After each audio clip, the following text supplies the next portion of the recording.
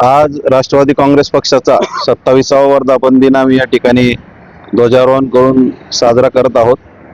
जसं आप्पासाहेबांनी सांगितलं की उद्या राष्ट्रवादी काँग्रेस पक्षाचा संपूर्ण राज्यभराचा मेळावा षण्मुखानंद हॉल दादर मुंबई येथे पार पडणार आहे.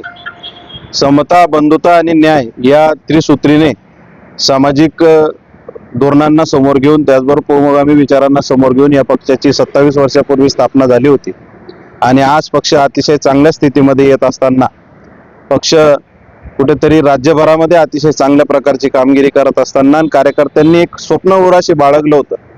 त्या स्वप्नाला नियतीने आमच्यापासून निरवून नेलं ते म्हणजे अजितदादांच्या रूपाने.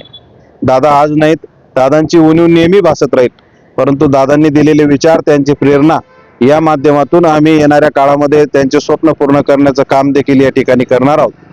पदाधिकाऱ्यांनी कुठल्याही प्रकारे खचून न जाता जोमाने कामाला लागावं असं सुनेत्रा वहिनी, अजितदादा पवार यांनी सांगितलेलं आहे.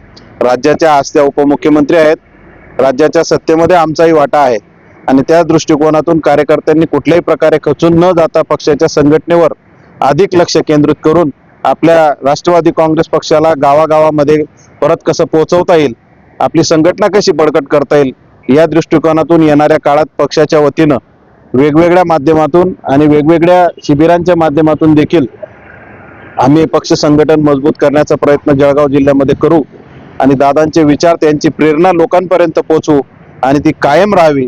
येणाऱ्या काळामध्ये आम्ही जे स्वप्न उराशी बाळगलं होतं ते सुनेत्रा वहिनी पवार यांच्या माध्यमातून पूर्ण व्हावं, अशाच प्रकारचं काम देखील येणाऱ्या काळात आम्ही करू. या दृष्टिकोनातून सर्व कार्यकर्ते, पदाधिकारी आणि नेते यांना आजच्या या वर्धापन दिनाच्या निमित्तानं शुभेच्छा देतो आणि या ठिकाणी अजितदादांना आदरांजली मी वाहतो.